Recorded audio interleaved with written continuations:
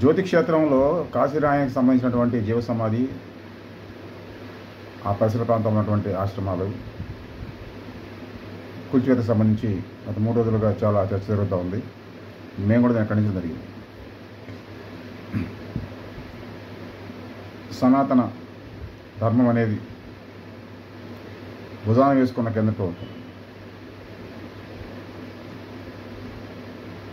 సనాతన ధర్మం అనేది భుజాన వేసుకున్న ఆంధ్రప్రదేశ్ రాష్ట్ర ఉప ముఖ్యమంత్రి పవన్ కళ్యాణ్, నరేంద్ర మోడీ కావచ్చు, పవన్ కళ్యాణ్ కావచ్చు, ఒక కుంభమేళ కానివ్వండి, మరొక విషయంలో కానివ్వండి, చాలా ముఖ్యమైన కార్యక్రమాలుగా ప్రభుత్వ అధినేతలుగా ఉండి పాల్గొంటూ ఉన్నారు.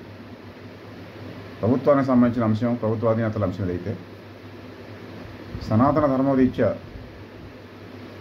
వైదిక ధర్మరీత్యా వ్యక్తిగత ఆస్తి అనేది భూమిపై, ఉత్పత్తి సాధనాలపై, వనరులపై ఉండదు.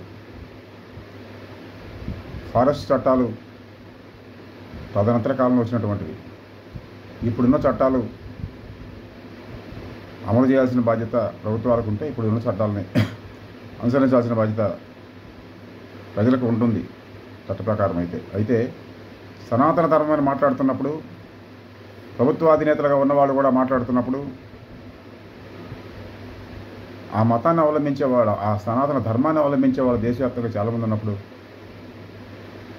ఇప్పుడున్న చట్టాలు, సనాతన ధర్మం, ఈ రెండింటినీ మేళవించుకోవాల్సిన అవసరం ఉంటుంది. ఈ రెండింటి మధ్య వైరుధ్యం వస్తే దేన్ని పాటించాలి అనేది కూడా ఒక చర్చ అవసరమై ఉంటుంది.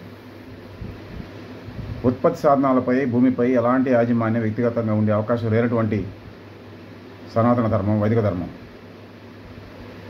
ఊర్లో ఉన్న వనరులన్నీ కూడా ఊరుమడిగా ఉన్నటువంటివి. ఏ ఒక్కరికి సెంటు భూమి కానీ, కొంత భూమి కానీ, ఎకరం భూమి కానీ వ్యక్తిగతంగా ఉండే అవకాశం లేనటువంటిది. అలాంటి కాలంలో అటవీ ప్రాంతాల్లో వేసుకున్నటువంటి ఋషుల ఆశ్రమాలు, ఒక వాల్మీకి కావచ్చు, మరొకరు కావచ్చు, ఆశ్రమం అటవీ ప్రాంతాల్లోనే వేసుకున్న పరిస్థితి ఉంది. దట్టమైన అటవీ ప్రాంతాల్లోనే శ్రీశైల క్షేత్రం లాంటి వాణి, అదేవిధంగా తిరుపతి క్షేత్రం కానీ, ఇలాంటివన్నీ కూడా ముందుకు వచ్చాయి. వాటి చుట్టూ అనేక ఆశ్రమాలు, వాటి చుట్టూ అనేక తపో గుహలు వగైరా నడుస్తూ ఉన్నాయి. ఈ క్రమంలో కాశీరెడ్డి నాయన అనే ఆ ధార్మిక సంబంధించినటువంటి ఒక ఆధ్యాత్మికవేత్త తనదైన ఆధ్యాత్మిక కార్యాచరణలో చాలా కాలం పాటు ఉండి సజీవ సమాధి కావడం జరిగింది. ఆయన సంబంధించిన జీవ సమాధి జ్యోతి క్షేత్రంలో ఉంది. అక్కడ ఆశ్రమాలు, దానిలో నిత్య అన్నదాన కార్యక్రమం జరుగుతూ ఉంది.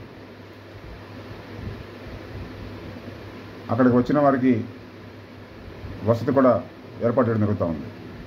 కాశీరాయన ఆశ్రమం పేరుతోటి రాష్ట్ర వ్యాప్తంగా చాలా చోట్ల, బహుశా దేశవ్యాప్తంగా కూడా రోజు కొన్ని వేల మందికి, అన్ని చోట్ల కదా కొన్ని వేల మందికి అన్నదానం జరుగుతూ ఉంది.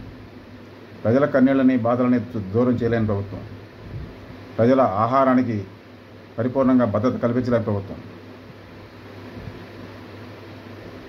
ఆహారాన్ని అందిస్తున్నటువంటి ఆశ్రమాలని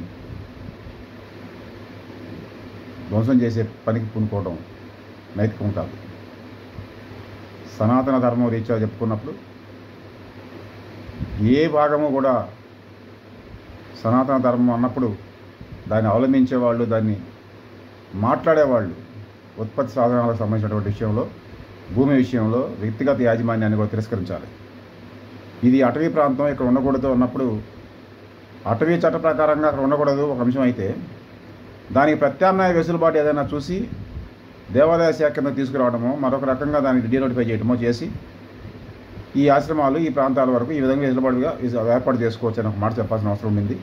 ప్రభుత్వం దీని గురించి ఆలోచించాలి.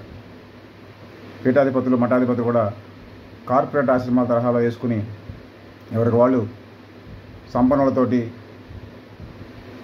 అధికార స్థాయిలో ఉన్న వాళ్ళతోటి బంధాలు ఏర్పాటు చేసుకుని విషయం వచ్చినప్పుడు ఎక్కువ మంది మాట్లాడటం లేదు.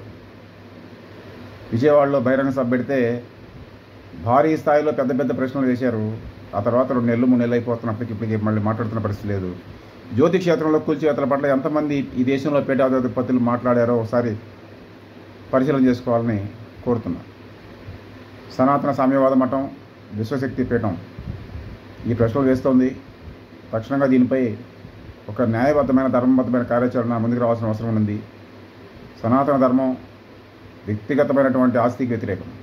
ఈ విషయాన్ని మరొక గుర్తు చేస్తూ ఈ విషయంపై జ్యోతి క్షేత్రంలో ఆశ్రమాల కూల్చివేతలు, దేశవ్యాప్తంగా ఇలాంటి పరిస్థితులు అనే చోట ఉండొచ్చు ఆశ్రమాలు, వీటన్నిటిపై ఒక మంచి సుహృద్భావపూరితమైన కార్యాచరణ అవసరమైన ఉండింది, ఆలోచన అవసరమైన ఉండింది.